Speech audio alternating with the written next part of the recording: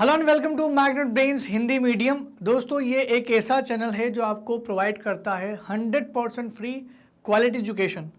और आप हमारे इन वीडियो को देखने के लिए हमारी वेबसाइट magnetbrains.com पर जा सकते हैं, जहां पर आपको मिलेंगे सारे के सारे कंटेंट बिल्कुल फ्री ऑफ कॉस्ट। आप चाहे तो हमारे वीडियो को देखने के लिए मैग्नेट ब्रेन्स का ऐप भी डाउनलोड कर सकते हैं, जहां पर भी आपको सारे के सारे कंटेंट बिल्कुल फ्री मिलने वाले हैं। दोस्तों, मैं आपकी जानकारी के लिए बता दूं कि मैग्नेट ब्रेन्स लेकर के आया है फ्री बुक्स और ई बुक्स, यानी किताबें जो हैं आपको अब मैग्नेट ब्रेन्स की मिलने वाली हैं, जिसके लिए आप लिंक पर जा सकते हैं जो डिस्क्रिप्शन में मिलेगा। और यहाँ पर आपको बेहतरीन क्वालिटी कंटेंट वाली बुक्स मिल जाएगी। जैसे कि हम लोग लास्ट क्लास में पढ़ रहे थे, उत्तर प्रदेश बोर्ड का हम लोग अध्ययन कर रहे हैं और कक्षा 8वीं का सामाजिक विज्ञान पढ़ रहे हैं। कक्षा 8वीं के सामाजिक विज्ञान में हम लोग बात कर रहे थे नागरिक शास्त्र की, और नागरिक शास्त्र का पहला ही चैप्टर चल रहा है जिसका नाम है हमारा लोकतंत्र। और हमारा लोकतंत्र इस चैप्टर में आज हम लोग पहुंचे हैं हमारे एक अच्छे टॉपिक की ओर, जिसका नाम है राजनीतिक दल की भूमिका। यानी आज हम समझेंगे कि लोकतंत्र में आखिर राजनीतिक दल की भूमिका क्या होती है। What is the role of political parties in democracy, यानी लोकतंत्र में पॉलिटिकल पार्टीज वाकई में कोई रोल प्ले करती हैं?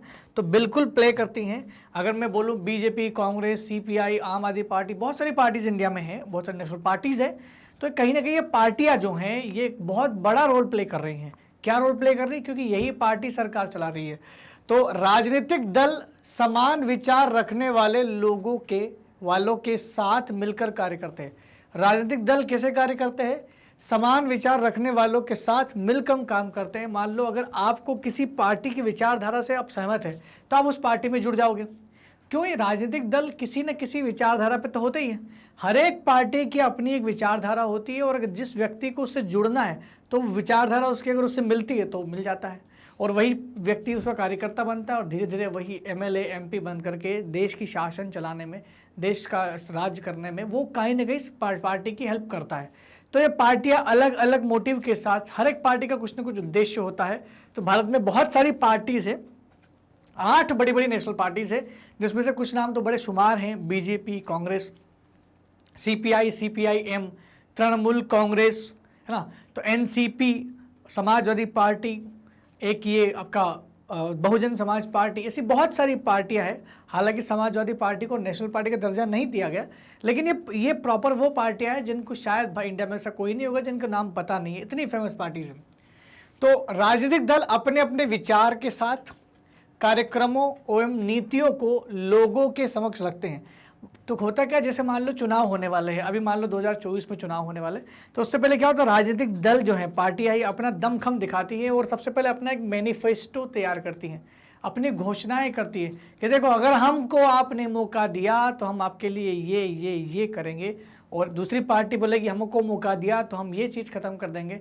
तो आरोप प्रत्यारोप चलते रहते हैं और पार्टियां अपनी अपनी बात लोगों के सामने रखती हैं। लोग जिस पार्टी पर विश्वास रखते हैं उसी पार्टी को विश्वास मत देते हैं, तो जिससे लोगों को सही प्रतिनिधि चुनने में भी मदद मिल जाए।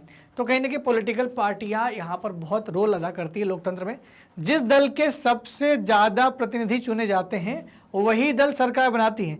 लोकसभा में जिसके पास 272 सीटें होती हैं वही देश का सरकार बनाता है, बाकी राजनीतिक दल विपक्ष में होते हैं। अगर उस पार्टी को सपोर्ट करना है तो अलग बात है, अदरवाइज वो विपक्ष में बैठते हैं, उसे विपक्षी दल कहा जाता है। तो ये होता है एक पॉलिटिकल पार्टी की भूमिका। तो मैंने आपको बताया कि 8 पॉलिटिकल पार्टीज होती है। अब बात करते हैं कि मान लो चुनाव हुए, चुनाव होने के बाद लोकसभा में सब जाते हैं और सारे के सारे जितने भी लोग, जैसे हम लोग बोलते हैं ना मेंबर ऑफ पार्लियामेंट, 2 लोगों को नाम तो आप बिल्कुल ध्यान रखते होंगे क्योंकि आप ही के क्षेत्र से जुड़े हुए। एक होता है एमएलए, जिसे विधायक बोलते हैं, विधायक विधानसभा में बैठता है, और एक होता है सांसद, संसद में बैठता है। दोनों के नाम देखो कैसे जुड़े हुए, विधायक विधानसभा में बैठता है, सांसद संसद में बैठता है। तो आप जिस भी सांसद को वोट देकर के जिताओगे वो संसद में बैठेगा, और संसद में वो सारे लोग मिलकर के, जिस पार्टी की सबसे ज़्यादा बहुमत है वो सब पार्टी सरकार बनाती है और सरकार के कामकाज होते हैं। फिर संसद ही वो जगह है जहाँ पर ये लोग कोई भी कानून बनाना हो, योजना बनानी हो, सब वहाँ पर रखवाते हैं और फिर उस पर वोटिंग करते हैं, विचार विमर्श करते हैं। सारे दलों के चुने हुए प्रतिनिधि नई दिल्ली में स्थित संसद यानी पार्लियामेंट नामक भवन में बैठते हैं। भारतीय लोकतंत्र में संसद लोगों की सर्वोच्च प्रतिनिधि संस्था है। भारतीय लोकतंत्र में जो संसद है ये लोगों की सबसे बड़ी संस्था है, लोगों का सबसे बड़ा प्रतिनिधित्व है संसद। सरकार अपने कार्यों के लिए संसद के प्रति उत्तरदायी होती है। सरकार क्या हमें जवाब देगी? अगर मैं आपसे अभी सब पूछ लूं कि आप मोदी जी से क्वेश्चन पूछो तो क्या मोदी जी मीडिया में आके कुछ बोलते हैं? नहीं बोलेंगे। मोदी जी अगर किसी चीज़ का जवाब देंगे तो संसद में आकर देंगे, क्योंकि संसद में ही सरकार से उनके कामकाज के बारे में प्रश्न पूछा जाता है, जिसके लिए संसदीय प्रक्रिया में प्रश्नकाल रखा गया है, क्वेश्चन आवर का प्रोग्राम रखा गया है। उस क्वेश्चन आवर में 1 घंटा होता है दोस्तों, 11 से 12 बजे का टाइम, जहां पर विपक्ष के नेता, विपक्षी दल के लोग सरकार से प्रश्न पूछते हैं और सरकार प्रश्न के उत्तर देने के लिए भी जिम्मेदार होती है। तो संसद के प्रति सरकार अपने कामकाज के लिए जिम्मेदार होती है। कोई भी सरकार हो, संसद के माध्यम से ही देश का शासन चलाती हूं। अगर आपको देश का शासन चलाना है तो किसी राज्य की विधानसभा से नहीं चला सकते। अगर आपको देश का शासन चलाना है तो घर बैठ के ऐसे नहीं हो सकता, एक अकेला आदमी नहीं चला सकता। उसके लिए आपको पार्लियामेंट चाहिए और पार्लियामेंट में भी आपको बहुमत चाहिए। इसलिए कई बार बहुमत ना मिलने की वजह से कई सारी पार्टियों को एक साथ मिल करके सरकार बनानी पड़ती है। कभी कभी तो ऐसा भी होता है कि सरकार बनने के बाद तुरंत भी गिर जाती है।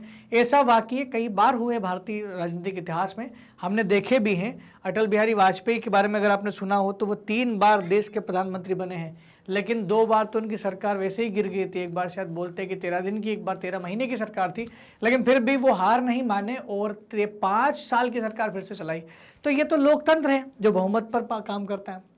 अब चलो, हमने मेन देश की सरकार की बात कर ली, हमने मेन सत्ता की बात कर ली, केंद्र सरकार की बात कर ली, लेकिन केंद्र सरकार से लेकर के ऐसा नहीं कि केवल केंद्र सरकार ही देश के विकास के लिए जिम्मेदार है और कोई सरकार ही नहीं है। तो मैं आपको बता दूं कि गांव तक जो है सरकार का प्रावधान किया गया है और गांव में भी कोई गांव का बैठा हुआ व्यक्ति चाहे तो अपने गांव का विकास कर सकता है। तो कैसे कर सकता है? गांव में भी हर 5 साल में सरपंच के चुनाव होते हैं। इस सरपंच के चुनाव को सरपंच कहीं प्रधान, ग्राम प्रधान भी कहा जाता है। तो ग्राम प्रधान के चुनाव भी होते हैं, सरपंच के चुनाव भी होते हैं, जिन्हें हम पंचायत चुनाव के नाम से जानते हैं। और इन्हीं पंचायत चुनावों को, इन्हीं पंचायतों को जो 3 स्तरीय होती हैं, ग्राम पंचायत, जनपद पंचायत और जिला पंचायत, 3 स्तरीय पंचायती राज व्यवस्था है ये, जिसे 1992 में 73वें संविधान संशोधन के द्वारा लाया गया था। और यही ग्राम पंचायत व्यवस्था ही क्या कहलाती है? स्थानीय शासन कहलाता है। चाहे ग्राम पंचायत वाली बात कर लो, पंचायतों की बात कर लो, या फिर शहरों में नगर निगम, नगर पालिका और नगर पंचायत, ये भी तो होता है। नगर निगम, नगर पालिका, नगर पंचायत, ये 3 व्यवस्थाएं शहरों में भी होती है। इन शहरी निकाय को भी क्या कहा जाता है? इनको भी हम लोग बोलते हैं स्थानीय शासन। तो लोकतंत्र में स्थानीय शासन बहुत आवश्यक है। इससे सार्वजनिक जीवन में निर्णय की प्रक्रिया में भाग लेने के अवसर बढ़ जाते हैं और लोगों की सीधी भागीदारिता होती है। ग्राम पंचायत, जनपद पंचायत, जिला पंचायत, ये त्रिस्तरीय संरचना है। और भारत में सबसे पहले पंचायत की शुरुआत जो हुई थी राजस्थान के नागौर जिले में हुई थी। नागौर जिला, आप राजस्थान, ध्यान रखना आप, 2 अक्टूबर 1959 को भारत में पंचायत की शुरुआत हुई थी। राजस्थान के नागौर से, नागौर जिले में हुई थी। त्रिस्तरीय पंचायती राज व्यवस्था की शुरुआत की गई थी। तो इस तरह से हमारा ये छोटा सा टॉपिक था जहाँ पर राजनीतिक दल की क्या भूमिका होती है, इसे हमने ख़त्म कर लिया है। मैं आशा करता हूँ कि आपको ये चीज़ें समझ में आ रही हैं और मैग्नेट ब्रेन्स को देखना ना भूले, क्योंकि ये एकमात्र प्लेटफॉर्म है जो आपको बिल्कुल फ्री, आपको सारी की सारी वीडियो प्रोवाइड करता है। मैग्नेट ब्रेन्स की टीम बहुत सारे जो है कोर्सेज प्रोवाइड करती है, जैसे कि CBSE इंग्लिश मीडियम, जहां हम लोग किंडरगार्टन से लेकर के क्लास 12 तक पूरे की पूरी पढ़ाई मुफ्त करवाते हैं। NTSC, olympiad, CUET, spoken English, CBSE Hindi medium में क्लास 7 से लेकर के क्लास 12 तक सारी पढ़ाई मुफ्त है।